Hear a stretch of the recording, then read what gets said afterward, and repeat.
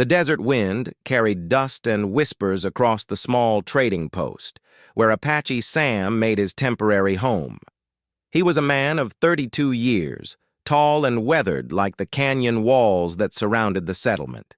His dark hair hung loose around his shoulders, and his eyes held the distant look of someone who had seen too much and trusted too little. Apache Sam had earned his name not from his heritage, but from his time spent living among the Apache tribes as a young man. He spoke their language fluently and understood their ways better than most white men ever would.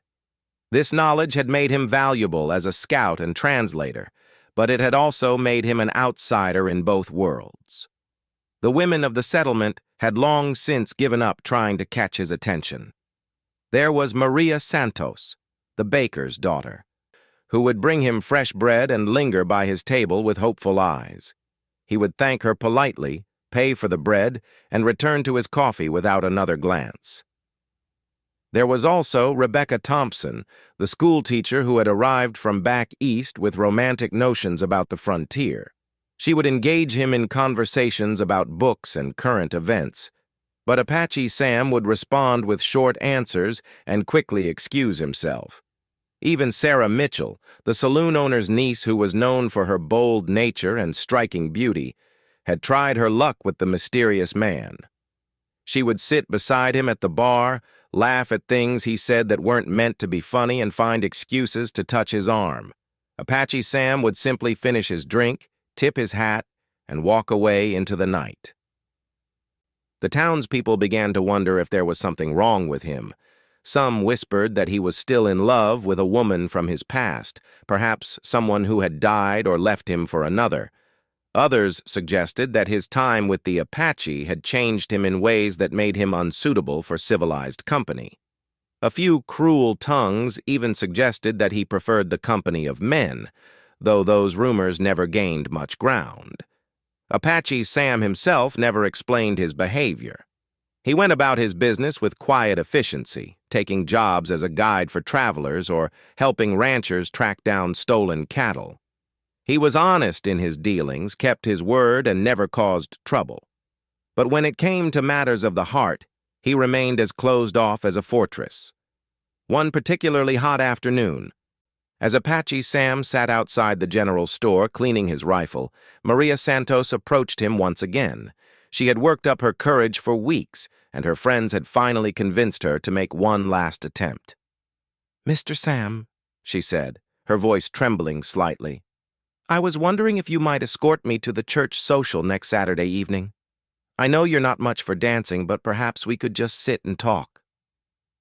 Apache Sam looked up from his rifle, his dark eyes meeting hers with something that might have been kindness. "Miss Santos, I appreciate the invitation, but I won't be attending the social."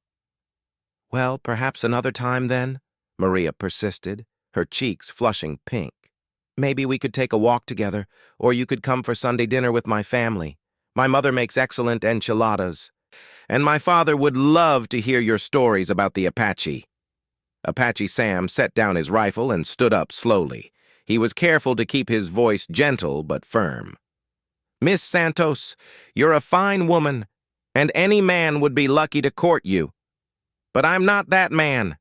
I'm not looking for company or conversation or home-cooked meals. I suggest you set your sights on someone who can give you what you deserve." Maria's eyes filled with tears, but she held her head high. "And what is it that you think I deserve, Mr. Sam?" "A man who can love you the way you ought to be loved," Apache Sam replied. "A man who wants to build a life with you, raise children, and grow old together. I'm not that kind of man." After Maria walked away, wiping her eyes with the corner of her shawl, the other women in town seemed to understand that Apache Sam was truly beyond their reach. The invitations stopped coming, the lingering glances became brief nods of acknowledgement, and the hopeful conversations turned into simple exchanges about the weather or the price of goods. Apache Sam appeared relieved by this development. He could now go about his daily routine without the constant pressure of feminine attention. He could drink his coffee in peace, conduct his business without interruption, and sleep in his small room above the blacksmith shop without worrying about finding love letters slipped under his door. But the townspeople continued to watch him with curiosity and concern. They had never seen a man so determined to remain alone, so resistant to the basic human need for companionship and affection. Some of the older women clucked their tongues and predicted that he would regret his choices when he was old and had no one to care for him. The men respected his right to remain single, but couldn't understand why he would turn away so many perfectly good women. Apache Sam seemed oblivious to their concerns. He had his work, his solitude, and his secrets. He had learned long ago that some wounds never healed properly, and some men were meant to walk alone. He had made his peace with that reality, even if others couldn't understand it. The seasons changed, and Apache Sam remained a fixture in the small settlement, respected but mysterious, helpful but distant. He was like a ghost who cast a shadow, present in body but absent in spirit.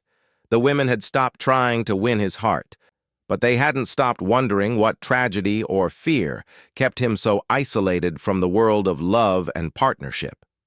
Little did anyone know that his carefully constructed walls were about to be tested by someone who understood loss in ways that the other women could never imagine.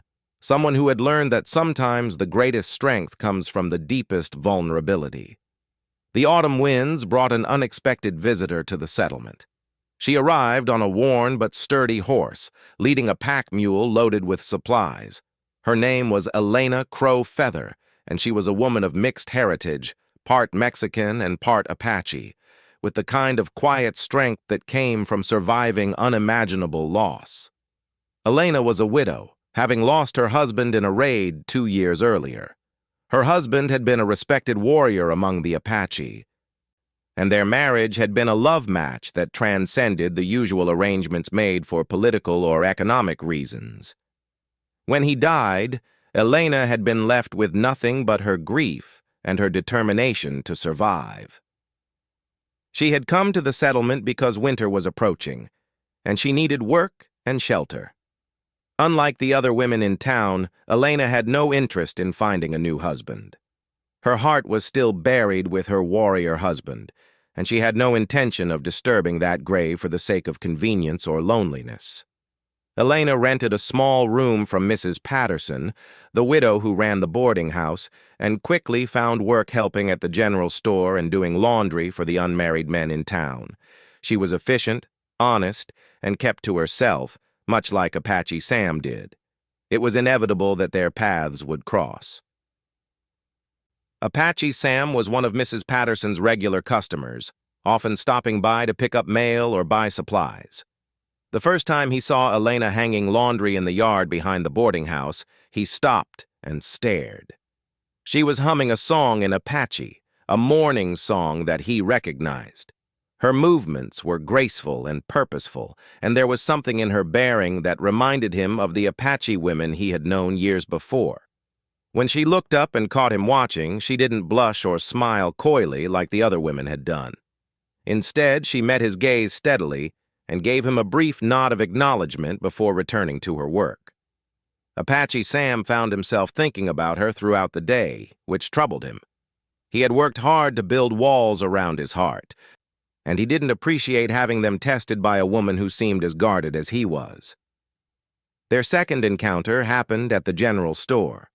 Elena was purchasing beans and flour when Apache Sam entered to buy ammunition. The store was small, and they found themselves standing side by side at the counter. Elena spoke to the clerk in fluent English, but when she couldn't remember the word for a particular spice she needed, she switched to Apache without thinking. Apache Sam surprised himself by responding in the same language, telling her the English word she was looking for. Elena turned to look at him with new interest, her dark eyes studying his face as if trying to read a map. "You speak our language well," she said in Apache, testing him.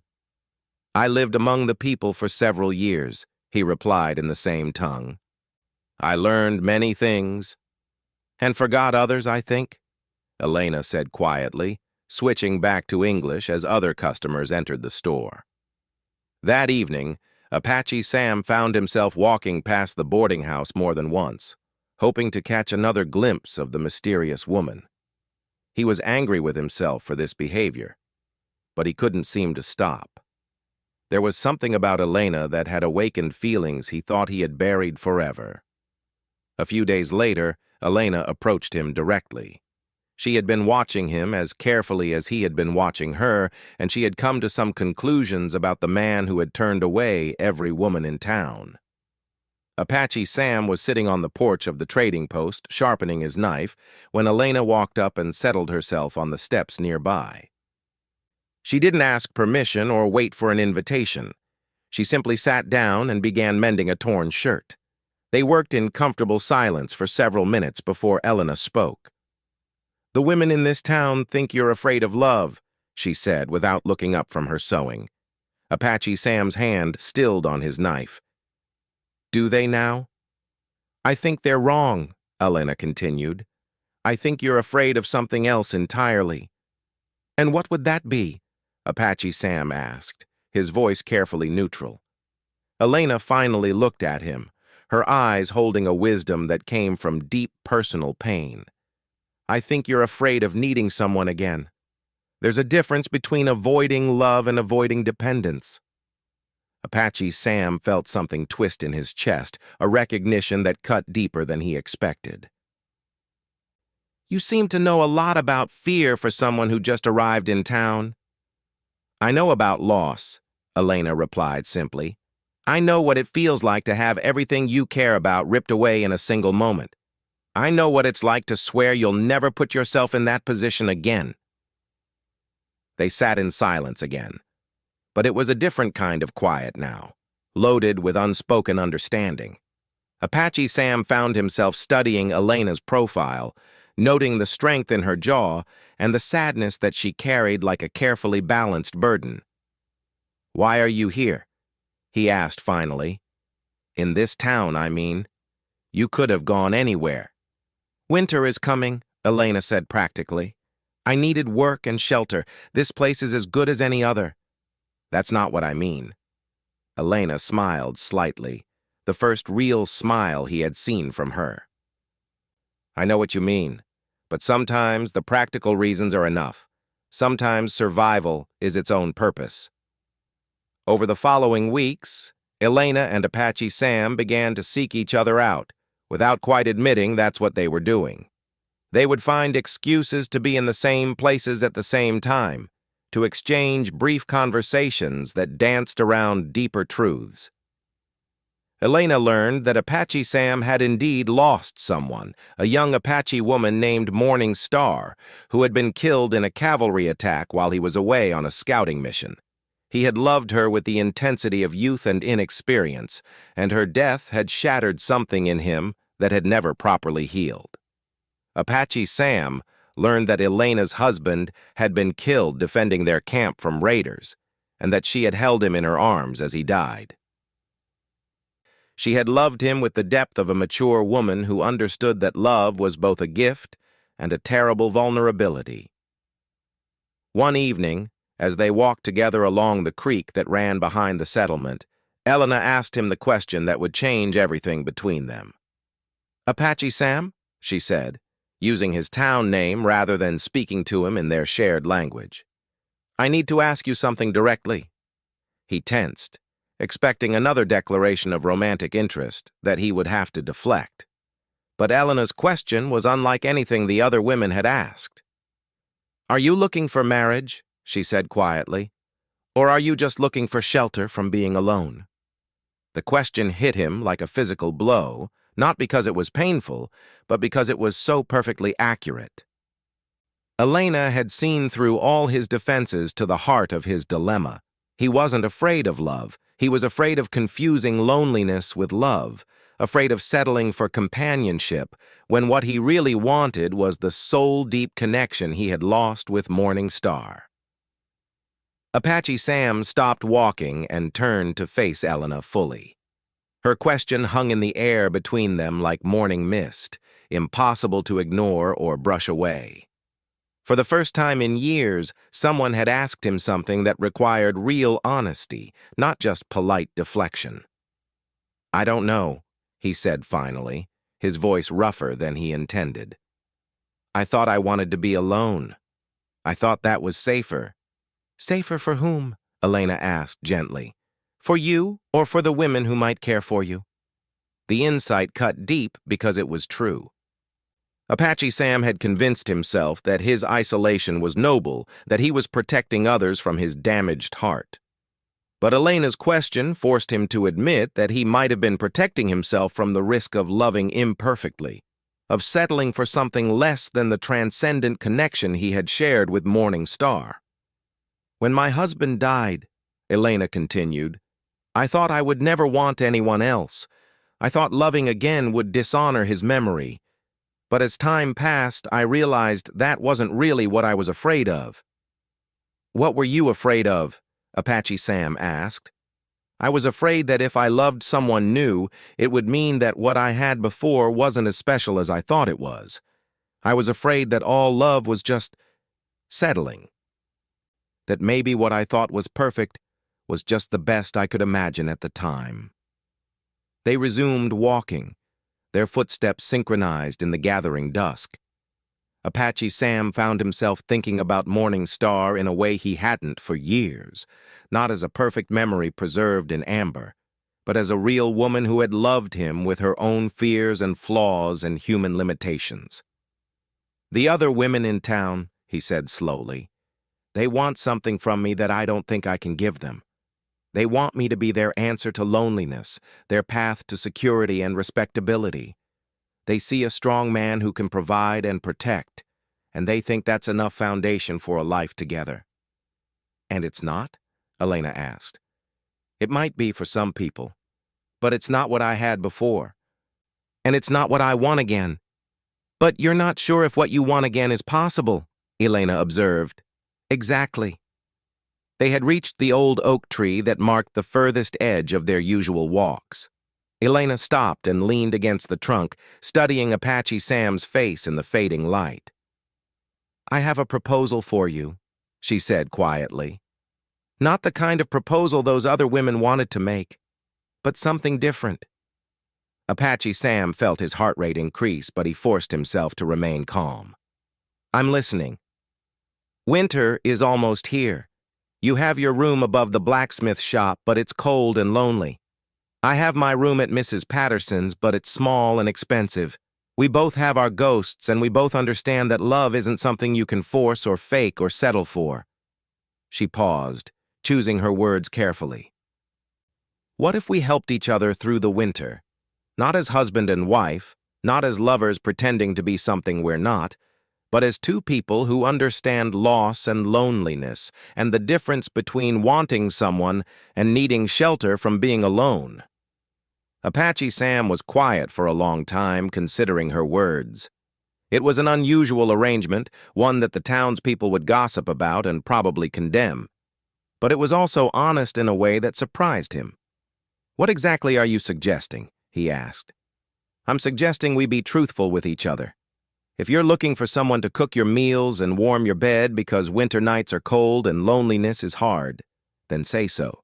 There's no shame in that, as long as you're honest about it. But if you think you might be capable of something deeper, something that honors what we've both lost while still allowing for what we might find together, then we should explore that possibility carefully. And if it doesn't work? If we find out that we're just two damaged people keeping each other company until something better comes along?" Elena smiled, and for the first time since he'd known her, it was a smile without sadness. "Then at least we'll have been honest about it. We'll have treated each other with respect instead of false promises. And maybe that's enough." Over the following days, Apache Sam found himself thinking constantly about Elena's proposal. It appealed to him because it acknowledged the complexity of what they were both feeling, the mixture of genuine attraction and practical need, the desire for connection tempered by the wisdom that came from having loved and lost before. He began to notice things about Elena that went beyond her physical beauty or her practical skills. He noticed how she spoke to the children in town, always taking them seriously and never talking down to them.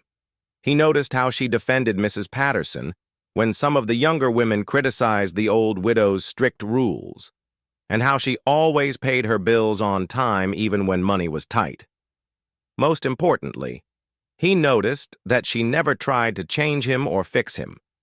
She didn't suggest that he needed to smile more or be more social. She didn't offer to mend his clothes or reorganize his belongings. She simply accepted him as he was, while making it clear that she expected the same acceptance in return. A week before the first snow was expected to fall, Apache Sam made his decision. He found Elena in the boarding house kitchen, helping Mrs. Patterson prepare dinner for the other residents. "Elena," he said, "could I speak with you privately?" They stepped onto the back porch, where the evening air was sharp with the promise of winter. Apache Sam took a deep breath and met her eyes. "I've been thinking about what you said, about honesty, and about the difference between marriage and shelter." Elena waited, her face calm but attentive. "I think," Apache Sam said carefully, "that I would like to find out if two people who understand loss can learn to understand love again. Not the desperate love of people who are afraid to be alone, but the kind of love that grows from genuine respect and shared truth." "And if it doesn't grow?" Elena asked. "If we find out that we're better as friends than as anything more?" "Then we'll have learned something valuable about ourselves and each other. And we'll have spent the winter with someone who understands that being alone and being lonely aren't the same thing." Elena reached out and took his hand, the first deliberate physical contact between them. Her skin was warm and calloused from work, real and human and imperfect. "I think," she said, "that might be the most honest proposal I've ever heard." As winter settled over the settlement and Apache Sam and Elena began their careful exploration of what it meant to choose someone rather than simply need them, the townspeople watched with fascination and approval. Here was love built on a foundation of truth rather than desperation, partnership based on mutual respect rather than social expectation. Apache Sam had indeed turned away every woman in town, but not because he was incapable of love. He had been waiting, without quite knowing it, for someone who would ask the right question. Not, "Will you marry me?" or "Don't you want a wife?" but, "Are you looking for marriage or just shelter from being alone?" The difference, as Elena had understood, was everything.